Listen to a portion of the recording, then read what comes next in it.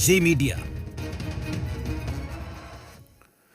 Jharkhand high court के हस्तक्षेप के बाद बोकारो पुलिस ने 8 महीने से लापता 18 साल की पुष्पा महतो का कंकाल बरामद कर लिया है, जिसके बाद गुमशुदगी का यह मामला हत्या में बदल गया। लेकिन अब सवाल यह उठ रहा है कि अगर पुलिस ने वक्त रहते कार्रवाई की होती तो इस केस को सुलझाने में 8 महीने का वक्त नहीं लगता और ना ही युवती की परिजनों को इंसाफ के लिए हाईकोर्ट का दरवाजा खटखटाना पड़ता। अब पुलिस कर्मियों को यह लापरवाही इतनी भारी पड़ी है कि इस मामले में थाना प्रभारी समेत 28 पुलिसकर्मी सस्पेंड कर दिए गए हैं। बोकारो में लापता युवती के केस की गुत्थी सुलझी, कंकाल बरामद होने पर गुमशुदगी हत्या में बदली। थाना प्रभारी समेत 28 पुलिसकर्मी निलंबित। झारखंड के इतिहास में पहली बार ऐसा हुआ है जब एक साथ थाने के सभी 28 पुलिसकर्मियों को सस्पेंड कर दिया गया है। इन 28 पुलिसकर्मियों में 10 sub inspector, 5 assistant sub inspector, 2 हवलदार और 11 सिपाही शामिल हैं, जिन्हें एक साथ निलंबित कर दिया गया। इन सभी पर लापरवाही और आरोपी से सांठगांठ का आरोप है।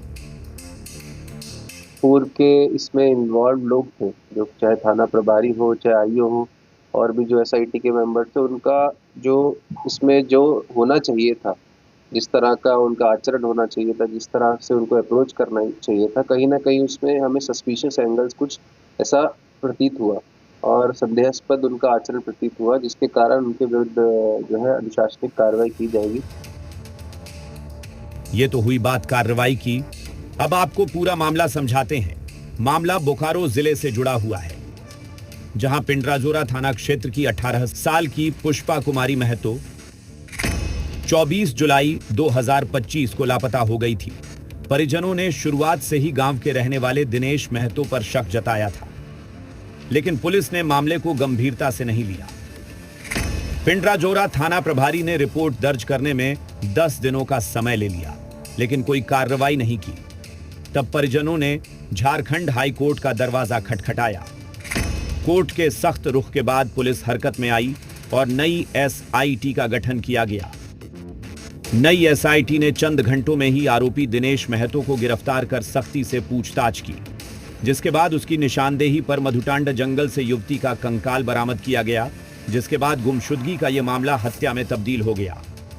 निशानदेही पर जो चाकू था जिससे उसको मारा है, उसको बरामद किया गया है, और जो मृतिका है, जो कि मिसिंग लड़की थी पुष्पा कुमारी, उसकी जो बॉडी डिकम्पोज हो गई है, उसका जो कंकाल मिला है हमें, और उसका आगे डीएनए जांच किया जाएगा। उसके साथ साथ जो कपड़े उस दिन पहने हुए थे, जिस दिन वो गायब हुई थी, वो कपड़े कुछ वहां से बरामद हुए हैं। नई एसआईटी टीम की जांच में यह पाया गया कि थाने में तैनात पुलिस पदाधिकारी न सिर्फ जांच में कोताही बरत रहे थे, बल्कि निर्देशों का पालन भी नहीं कर रहे थे। जांच के दौरान यह भी खुलासा हुआ कि पुलिसकर्मी जानबूझकर केस को कमजोर कर रहे थे ताकि अभियुक्त को लाभ पहुंचाया जा सके। आरोप है कि पुलिसकर्मियों ने अभियुक्तों के साथ मिलकर कई बार पार्टी की थी और केस को रफा दफा करने के लिए पैसों का लेन देन किया। अब एसपी ने कार्रवाई करते हुए थाना प्रभारी समेत कुल 28 पुलिसकर्मियों को एक साथ निलंबित कर दिया।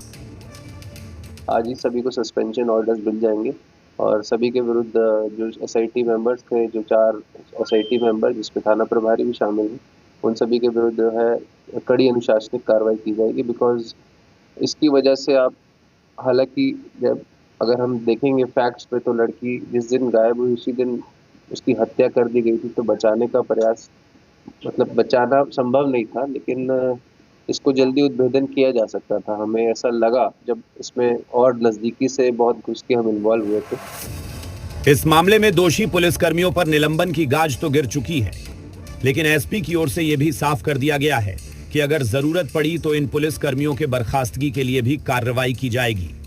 मृत्युंजय सिन्हा, जी मीडिया, बोकारो। खबर रांची